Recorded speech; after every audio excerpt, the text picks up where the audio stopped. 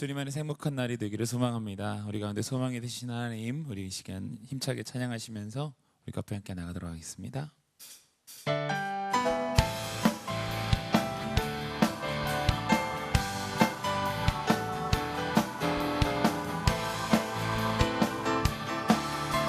우리 힘차게 박수 치면서 오 주여, 오 주여, 나의 마음이 주께로 정해졌으니 나는 주 찬양하리라. 깨어라 나의 영혼아, 빛바와 수금 들어라. 이 새벽에 내가 찬양하리라. 다시 한번 오 주여, 오 주여, 나의 마음이 주께로 정해졌으니 나는 주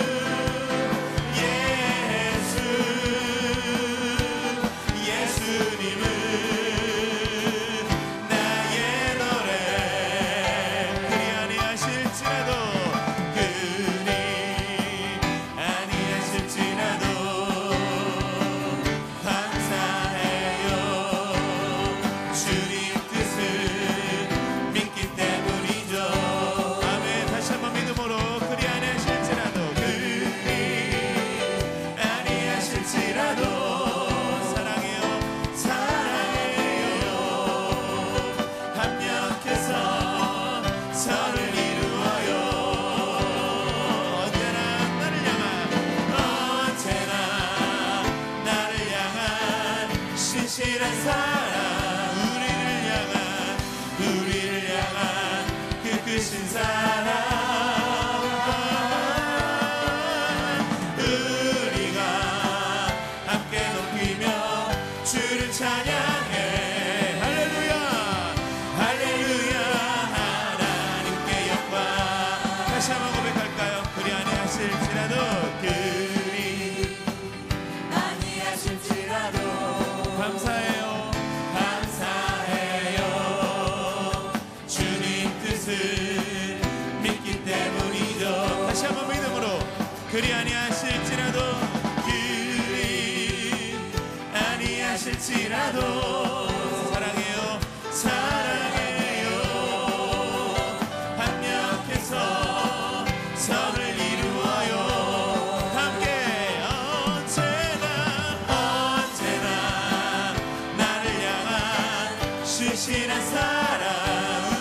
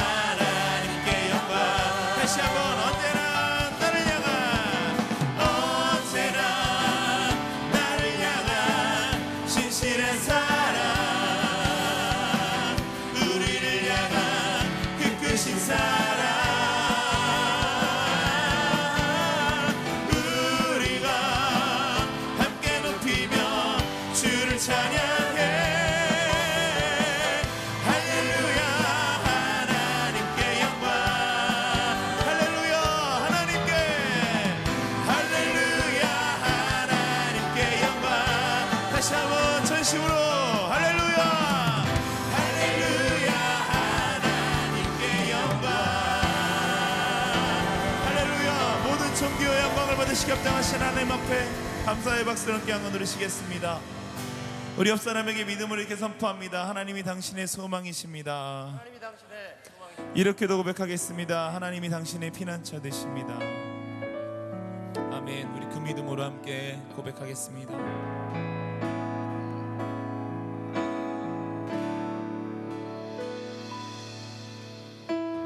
나의 영혼이 잠잠히 하나님만 바라며 나의 구원이 그에게서 나는 도다. 나의 영혼아 잠잠히 하나님만 바라라. 나의 소망이 저에게서 나르는 도다. 오직 주만이 나의 반석 나의 구원이시니. 오직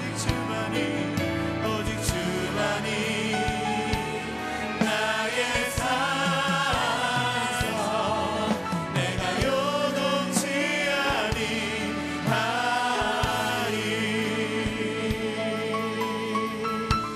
다시 한번 고백할까요? 나의 영혼이 간절히 여호와를 갈망하며 나의 입술이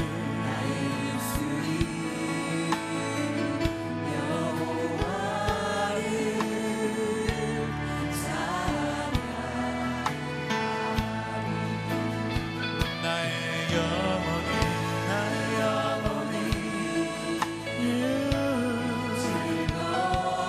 여호와를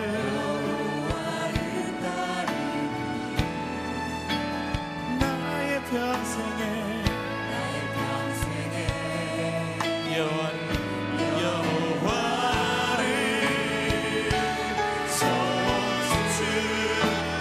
송축하리. 오직 주만이 나의 반석 나의 구원이시니. 오직 주만이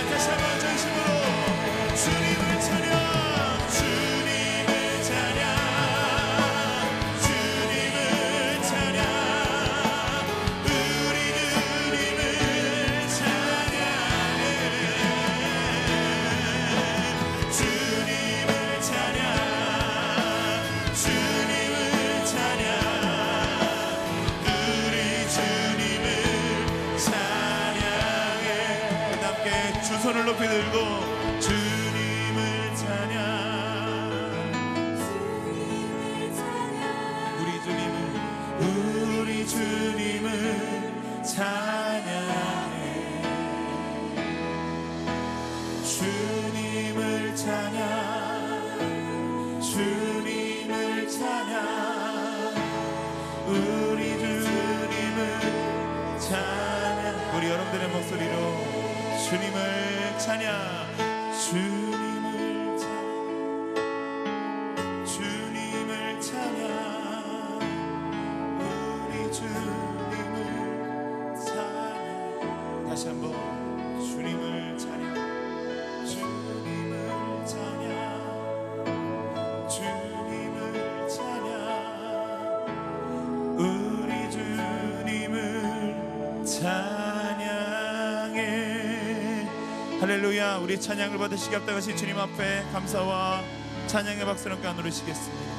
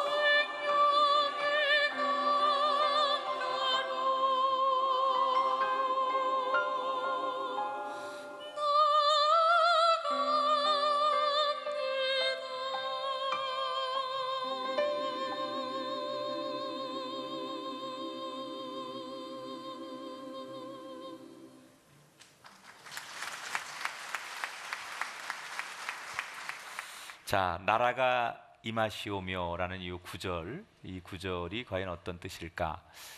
최근에 우리는 몇십 년 만에 아주 굉장히 무시무시한 단어 하나를 들으면서 깜짝 놀란 사건이 있었습니다. 바로 내란 선동이라는 모 국회의원이 연루가 되어서 지금 국정원과 검찰의 조사를 받고 앞으로 이제 재판을 통해서 여러 가지 결과가 나올 텐데, 일단 이 내란 음모, 내란 선동이라는 단어는 일반 국민들에게 굉장히 무서운 단어죠. 그냥 그대로 풀이하자면 현재의 이 우리 국가 체제를 폭력적으로 뒤엎고 새로운 나라를 세워보겠다라는 굉장히 심각한 범죄. 그래서 내란 음모 그러면 아주 무거운 또 아주 굉장히 엄한 그런 법 적용을 하게 되어 있습니다. 사실 현대 민주주의 국가에서는 새로운 나라라는 개념 자체가 그렇게 충격적이진 않습니다. 왜냐하면 민주적인 방법으로 우리가 선거라고 하는 절차를 통해서 정권이 바뀌고 또 뭐 어떤 여러 가지의 그 과정을 통해서 새로운 나라를 만드는 일이 현대인들에겐 그렇게 낯설지 않습니다. 우리가 뭐 대선이 있거나 총선 같은 게 있을 때 정치가들이 가장 많이 외치는 구호 가운데 하나가 현 정권을 심판하자, 그리고 그래서 새로운 나라나 뭐 새로운 세상을 만들어보자, 이런 구호들을 굉장히 많이 외칩니다. 그런데 이게 과거의 왕권 시대에는 이런 말 자체가 얼마나 위험천만한 말인지 몰라요. 조선 시대에 아버지 왕이 나이가 많이 먹어서 병이 듭니다. 그러면 아들 세자를 앉혀놓고 내가 나이가 많이 먹어서 이제 너에게 왕위를 물려줘야겠구나, 이렇게 말하면 아들이 어떻게 해야 되는 줄 알아요? 그 아버지 앞에서 통곡을 하면서 납작 엎드려가지고 이 대역죄인을 용서하옵소서, 이래야 되는 거예요. 무슨 얘기를 하면 좀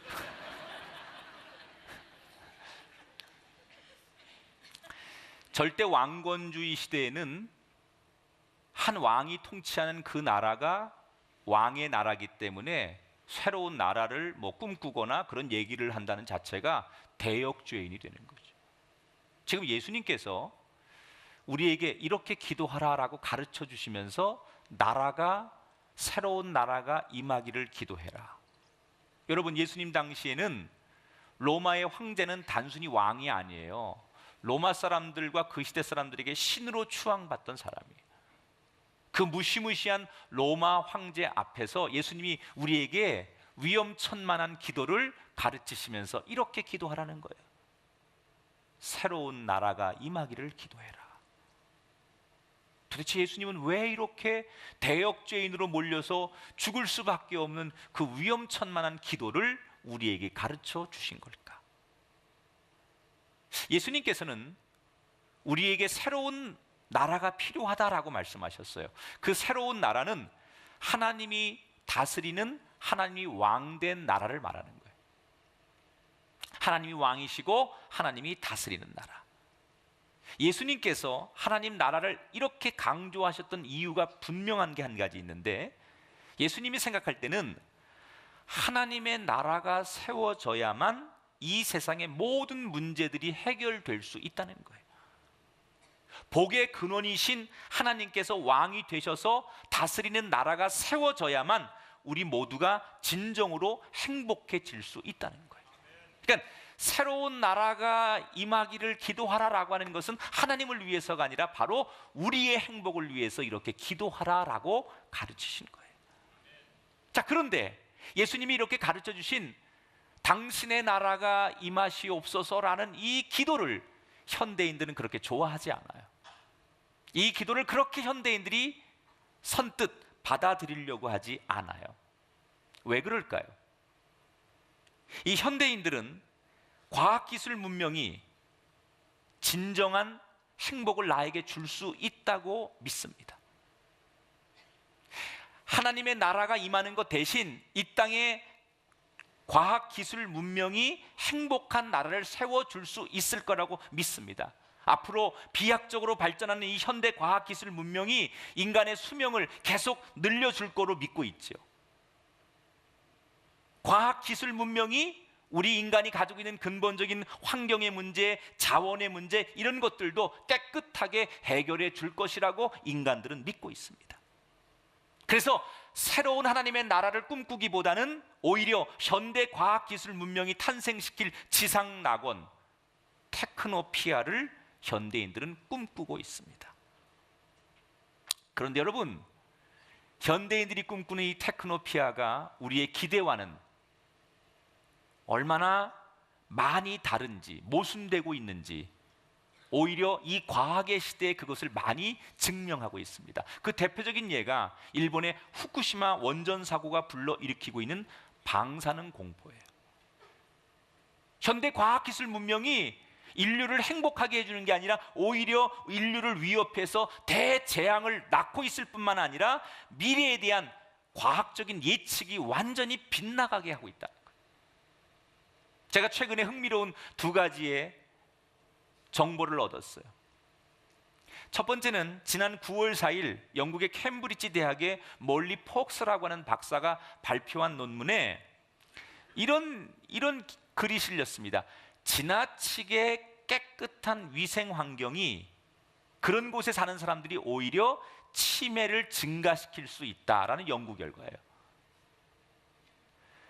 이 폭스 박사의 그 증거는, 그 논리의 증거는 이겁니다. 비위생적인 물을 마시는 나라의 국민들보다 깨끗한 물을 마시는 나라의 국민들이 치매 발병률이 9% 높아요. 또 전염병 발병률이 높은 나라의 국민들보다 전염병 발병률이 낮은 나라의 국민들 중에 치매 발병률이 12% 높게 나왔어요. 왜 이런 일이 벌어졌느냐? 이 폭스 박사의 주장은 이런 겁니다. 너무 깨끗한 위생적인 환경 때문에 실제로 인간들이, 우리 몸에 있는 세포들이 병균과 싸울 기회가 점점 적어지면서 인간의 몸의 면역력이 약해진다는 거죠. 이 면역력이라는 것도 자꾸 싸워서 이겨보고 견뎌보고 그래야 강해지는 건데, 워낙 깨끗한 환경 속에, 좋은 환경 속에 살다 보니까 우리의 세포가 싸울 기회가 없어서 스스로 면역력이 약해지기 때문에 결국 현대 과학 기술 문명이 선사한 깨끗한 환경이 인간에게 결과적으로 좋은 것만은 아니더라, 그런 뜻이에요. 또 하나, 지난 2007년도에 영국의 BBC 방송국이 과학자들의 주장을 인용해서 이런 보도를 한 적이 있었어요. 2007년도에 나온 건데, 그 당시 과학자들이 앞으로 2013년이 되는 여름이 되면 지구의 온난화의 영향으로 북극의 빙하가 완전히 사라지게 될 것이다, 이렇게 전망을 했어요. 그래서 올해 지난 8월 달에 미 항공우주국이 위성을 통해서 북극 빙하를 촬영을 해서 내놓은 사진을 보여줬는데, 놀라운 사실은 북극 빙하가 1년 전보다 60% 오히려 증가한 사진이 나왔어요. 자, 과학자들이 온난화 때문에 빙하가 완전히 사라질 것이다 이렇게 예측했는데, 빙하가 없어지기는커녕 오히려 빙하가 점점 늘어나고 있다는 거예요. 그래서 지금 과학자들이 대혼란을 겪고 있어요. 지구 온난화의 그 이론의 타당성을 놓고서 경론이 벌어지는 거예요. 정말 이 지구에 빙하기 시대가 도래하는 거냐, 설국 열차라도 만들어야 되는 거 아니냐, 뭐 이러면서 지금 대경론이 벌어지고 있다는 거예요. 여러분, 인간이 그렇게 자랑하는 슈퍼컴퓨터를 가지고 있고 온갖 첨단 과학기술을 다 동원해도 인간이 만든 과학기술 문명은 결국 모순과 허점투성이라는 거예요. 여러분은 그 과학을 신처럼 믿으십니까? 여러분이 현대 문명을 하나님 대신 믿을 수 있으십니까? 이렇게 모순과 허점투성인 현대 과학기술 문명이 새로운 나라를 만들어 줄 수 있다고 아직도 믿고 계십니까? 또 어떤 사람들은 새로운 인물이 등장할 것이고 새로운 이념과 사상과 무브먼트 같은 운동 등이 우리들에게 진정한 행복과 기쁨을 가져다 줄 것이다 라고 생각하는 분이 있어요.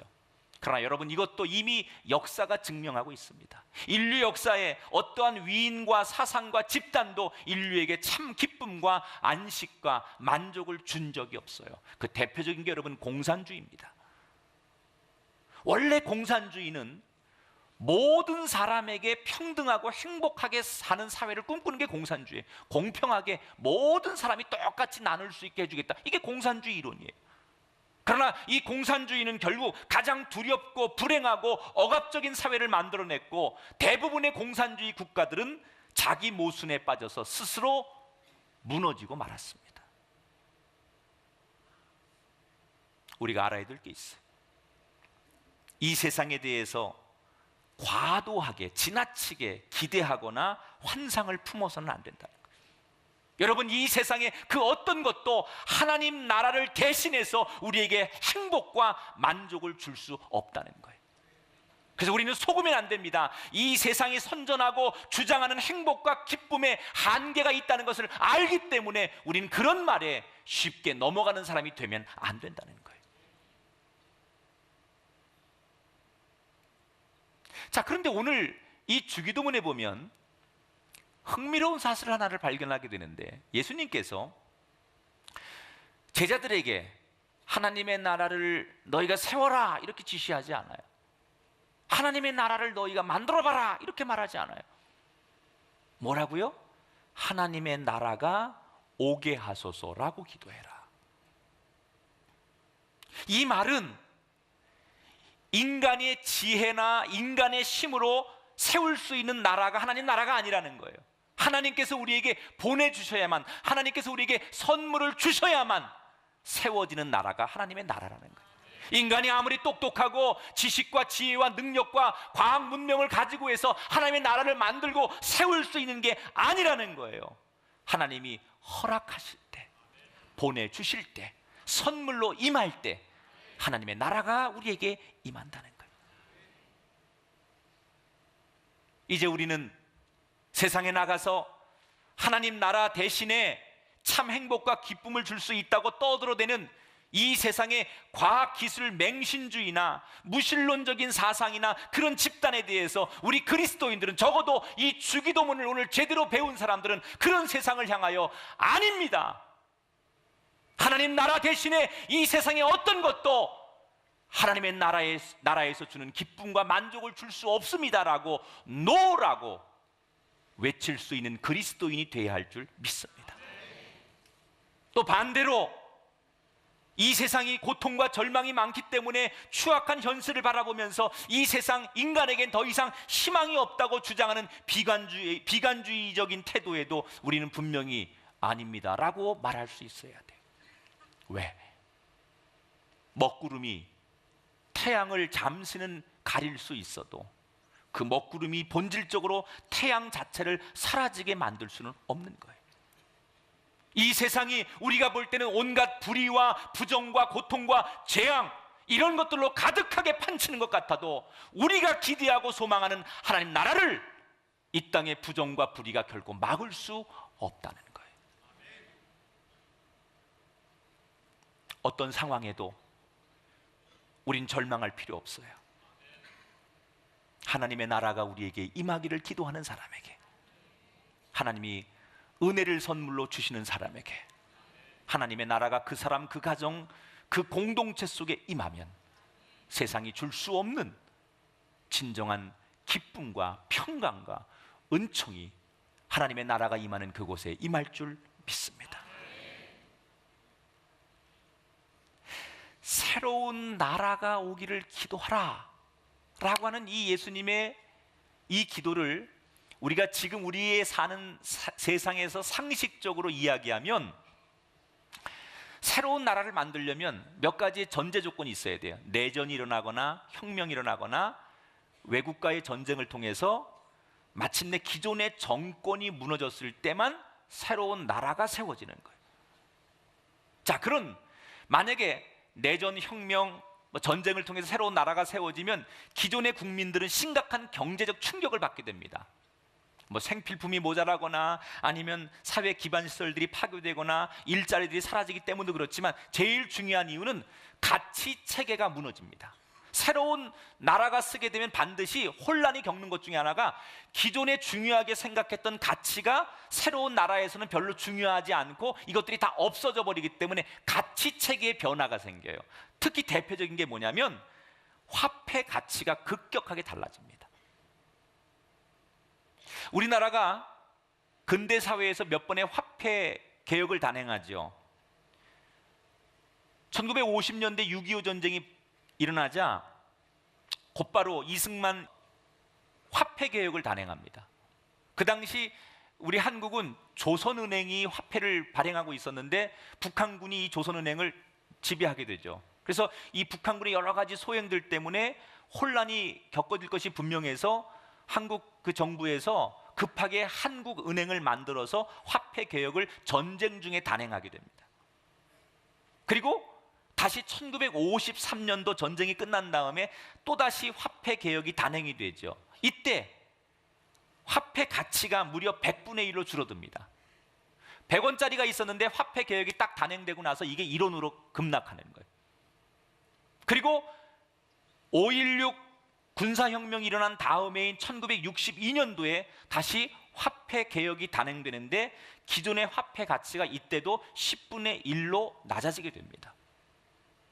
우리가 잘 아는 대로 최근에 2003년도에 미국이 이라크를 침공하고 후세인 정권이 무너지자 이라크의 화폐 가치가 1만 배나 추락해서 사실상 휴지 조각이나 다름없는 사건이 있었어요. 그래서 여러분 그 당시에 TV 화면 뉴스의 외신 보도에 이라크 국민들이 음료수 하나를 사 먹기 위해서도 자기 손에 쥐울 수 없을 만큼 두꺼운 지폐 뭉치를 들고서 가서 음료수 하나 사는 장면들이 외신에 보도된 적이 있었어요.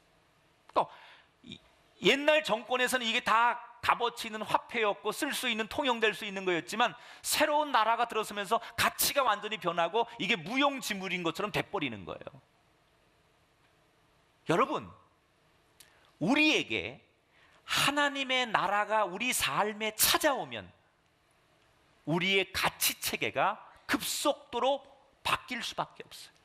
다시 말하면 하나님의 나라가 임하기 전에는 그렇게 세상에서 내가 소중하고 가치 있고 이거 아니면 안 된다고 여겼던 것이 휴지 조각처럼 별것 아닌 것이 되고 이전에 생각지 못했던 그런 것들이 너무너무 소중하고 귀한 것으로 바뀌게 되는 일이 하나님의 나라가 우리에게 임하면 일어난다는 거예요. 그래서 하나님의 나라 백성들의 가치관은 이 세상의 가치관과 다를 수밖에 없어요. 그래서 예수님이 우리에게 뭐라고 가르쳐 주셨어요?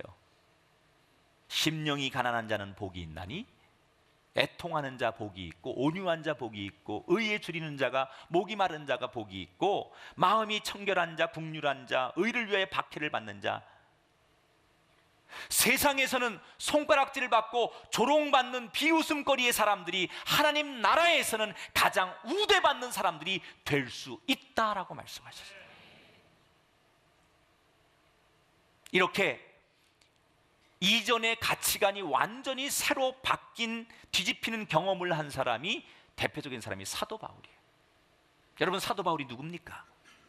이스라엘 초대 왕을 배출한 베냐민 지파 출신이에요. 그 당시 최고의 스승들로부터 학문을 전수받은 엘리트예요. 사도 바울은 그 당시 정치, 종교적인 권력층들하고 가장 가까운 사이였어요. 천하를 호령하던 로마 제국의 정식 시민권자였어요. 한마디로 말하면 이 사도 바울은 그 당시에 사람들이 꿈꾸던 모든 조건들을 완벽하게 갖춘 인물이 사도 바울이었어요. 그런데 그가 어느 날 부활하신 예수님을 만나요. 그리고 하나님 나라의 백성이 돼요.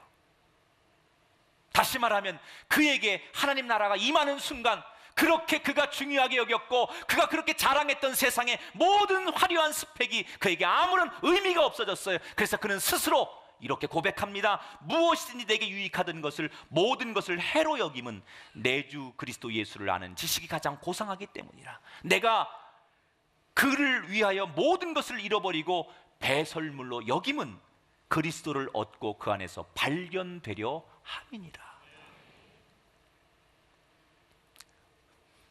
우리나라 성경에서는 품위를 지키느라고 배설물 그랬지만요, 원문에는 똥으로 나와요. 똥.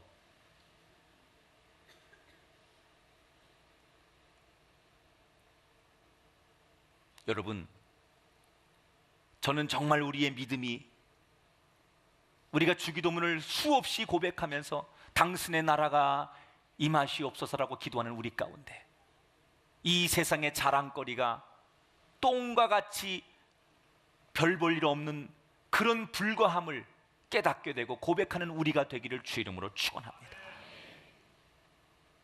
지난 9월 9일 SBS 힐링 캠프에 이지선 씨가 출연을 했어요. 지금으로부터 13년 전 2000년도에 한 음주운전자가 낸 교통사고 때문에 전신 화상을 입고 온 몸과 얼굴이 완전히 심하게 다친 이지선 씨. 사고로 그 당시 이화여대 유아교육학과 4학년 졸업을 앞둔 예쁜 외모를 가진 평범한 여대생이었던 그가 사람들이 힐끔힐끔 쳐다보고 손가락질하는 이상한 혐오와 동정의 시선으로 바라볼 수밖에 없는 그런 사람으로, 저런 외모로 바뀌었어.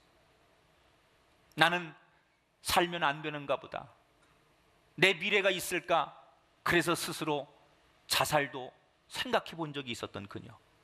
하지만 하나님을 믿었던 이 이지선 씨는 치료 기간 동안 매일매일 하나님 앞에 감사할 것들을 찾기 시작했어.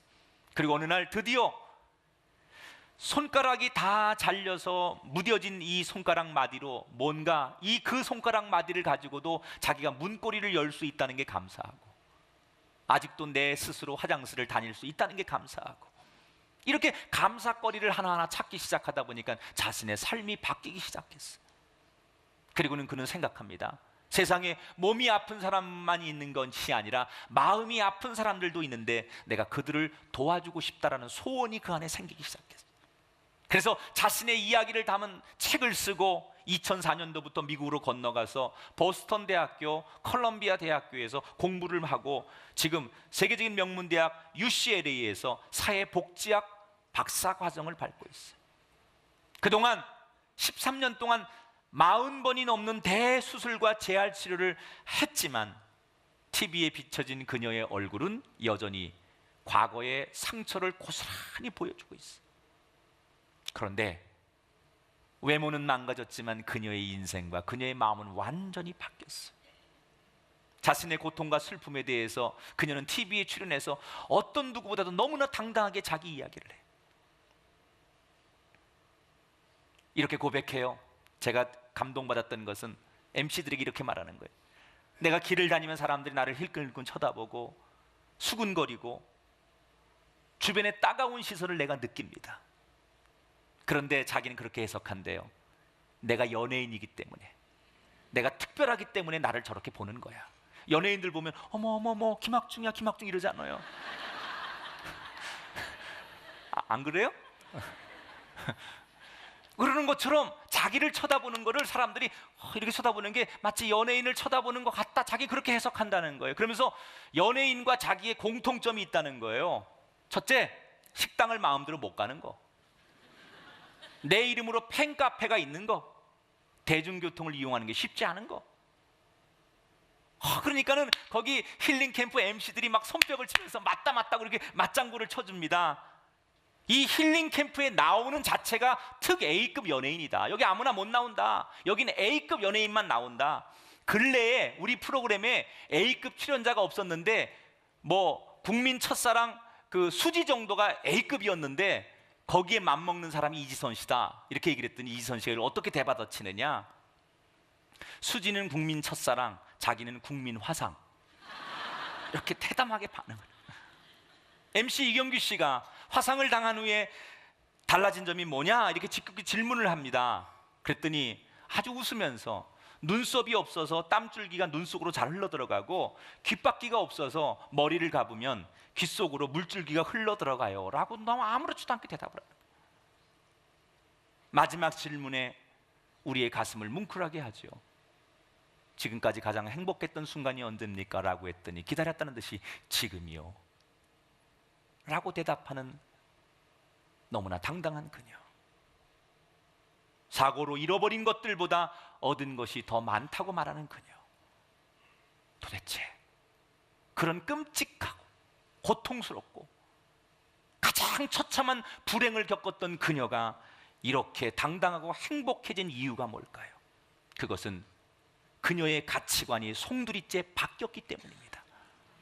사고를 통해서 진정한 하나님의 백성으로 거듭나면서 그녀가 이전에 그렇게 소중하게 생각했던 것들이 가치 없어지고 그녀가 이전에 두려워하고 혐오했던 것들이 소중해졌다는 거예요. 하나님 나라가 그에게 임하니까 이전에 그가 그렇게 중요하게 생각했던 그것들은 가치 없는 것이 되었고, 가치 없다고 여겼던 그것이 세상에서 가장 가치 있는 것으로 그녀의 인생이 바뀌었다는 거예요.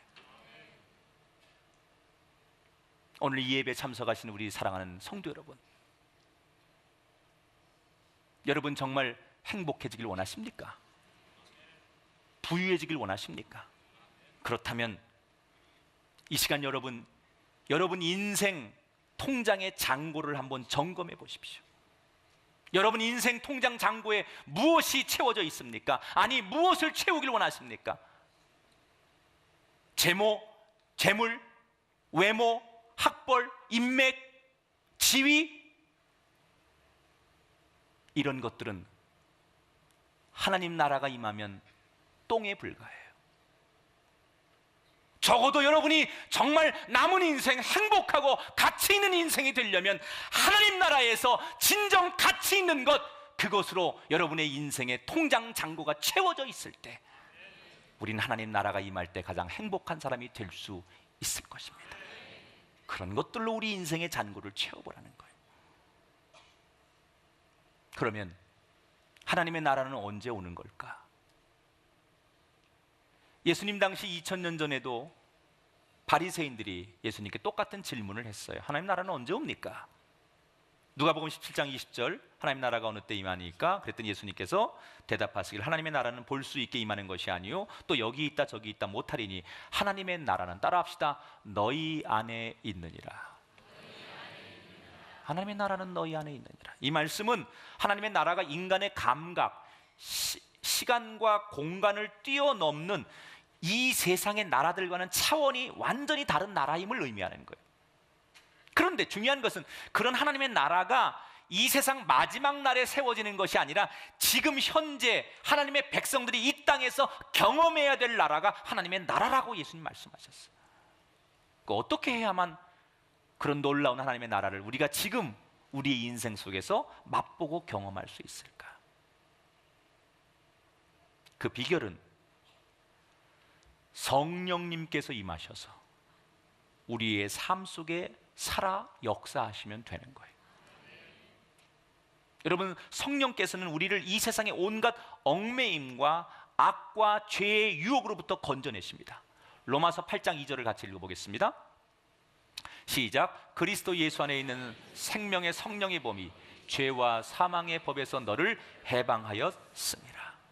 성령이 임하면 우리 속에 있는 모든 악하고 부정적인 요소들을 몰아내십니다. 마태복음 12장 28절을 읽어보겠습니다. 시작. 내가 하나님의 성령을 힘입어 귀신을 쫓아내는 것이면 하나님의 나라가 이미 너희에게 임하였느니라. 하나님의 나라를 경험하는 방법은 우리에게 성령님이 임하셔서, 성령이 우리에게 임하면 이 세상에서 하나님의 나라를 경험하게 된다는 거예요. 성령의 9가지 열매가 있잖아요.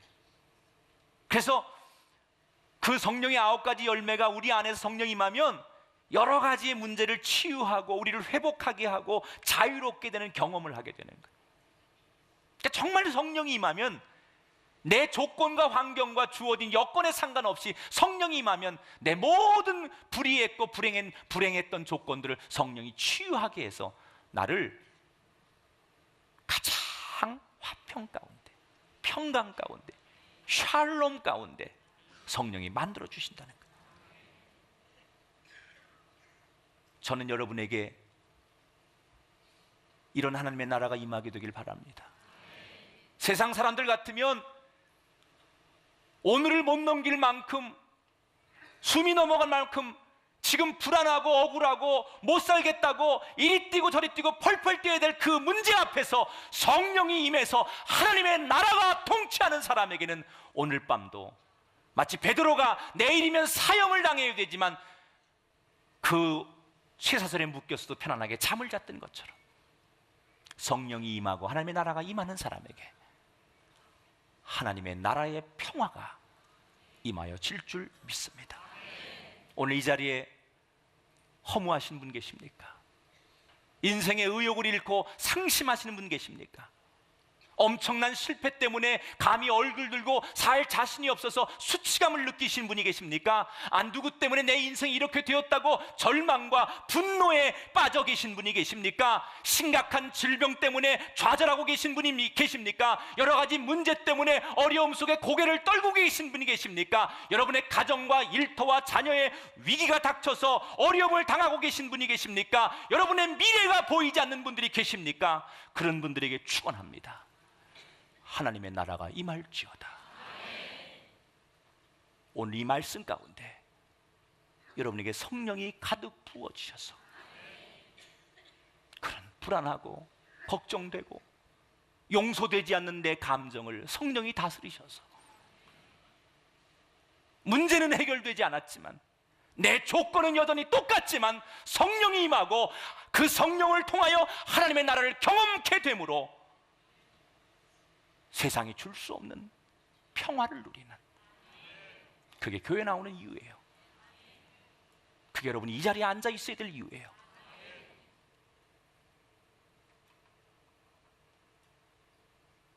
그 누구도 해결해 주지 못하는 여러분의 문제를 오늘 성령의 인도하심 따라 누려보는 거예요.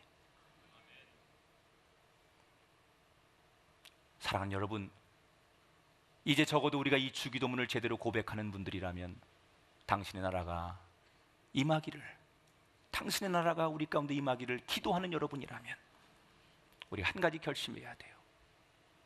이 세상에 헛된 도움을 구하지 마십시오. 어리석은 판단을 더 이상 내리지 마십시오. 오직 한 가지만 기도하세요. 당신의 나라가 임하시옵소서. 성령님께서 여러분의 삶 속에 찾아오셔서 하나님의 나라와 진정한 평강과 기쁨이 있기를 기도하십시오. 따라하십시다. 성령이여. 다시 따라하십시다. 크게 성령이여 나에게 오시옵소서. 다시 따라합시다. 성령이여 내게 오셔서 나의 마음과 나의 몸을, 나의 삶 전체를 치료하시고 회복시켜 주옵소서. 아멘. 여러분이 만드는 나라가 아니라 찾아오시는 나라를 경험하게 되길 바라요. 여러분이 힘쓰고 애쓰고 이겨서 빼앗아서 세우는 나라가 아니라 하나님이 임하셔서 세워지는 나라, 하나님이 주셔서 선물로 누리는 나라, 그 평화가 오늘 이 예배당에 찾아온 여러분과 우리의 인생 가운데 가득해지시기를 주님의 이름으로 축원합니다. 당신의 나라가 임하시옵소서. 자, 우리 자리에서 다 일어나셔서 좌우에 계신 분들, 앞뒤에 계신 분들 서로 한번 반갑게 얼굴을 보면서 이렇게 축복기도, 축복의 인사를 나누겠습니다. 당신이 가는 곳마다 하나님의 나라가 임하기를 소원합니다. 이렇게 인사하겠습니다. 기도하겠습니다. 하나님, 당신의 나라가 우리 가운데 임하기를 소원합니다. 우리의 삶이 아무리 어렵고 힘들고, 아니 세상 사람들이 아무리 장밋빛 인생을 이야기한들 당신의 나라가 임하지 않으면 아무것도 아님을 알게 하시고, 오늘 우리가 드리는 주기도문의 고백처럼, 예수님의 가르친 기도처럼 하나님의 나라가 나에게, 우리 가정에, 이 땅에 임하게 하시옵소서. 지금도 인생의 희망의 끈을 놓고 좌절하고 막다른 인생의 골목길에서 불행한 생각으로 자신의 인생을 어렵게 하고 있는 영혼들에게 하나님의 나라가 임하여 주옵소서. 인간의 야망과 욕심으로 수단과 방법을 가리지 않고 세상이 추구하는 성공과 부와 명예를 움켜쥐기 위해 오늘도 피도 눈물도 없이 살아가는 이 땅의 어리석은 영혼들에게 하나님의 나라가 임하게 하시옵소서. 거짓과 술수와 사기와 성냄과 그리고 다툼이 성행하는 이 땅에 하나님의 나라가 임하게 하시옵소서. 거룩한 주일 하나님 앞에 예배하며 시간과 정성, 우리의 몸과 마음을 드리지만 물질 또한 가치가 변했기에 하나님 앞에 아낌없이 드리는 저들의 믿음과 고백 속에 진정한 가치가 이루어지도록 축복하여 주옵소서. 세상 것을 드렸지만 하나님의 것으로 더 가득 채워지는 축복이 저들의 인생 속에 있게 하여 주옵소서. 이제는 우리 주 예수 그리스도의 은혜와 하나님 아버지의 극진하신 사랑하심과 성령님의 감화, 감동, 역사하심이 당신의 나라를 소원하는 모든 사람들 위해 영원히 함께 하시기를 축원하옵나이다. 아멘.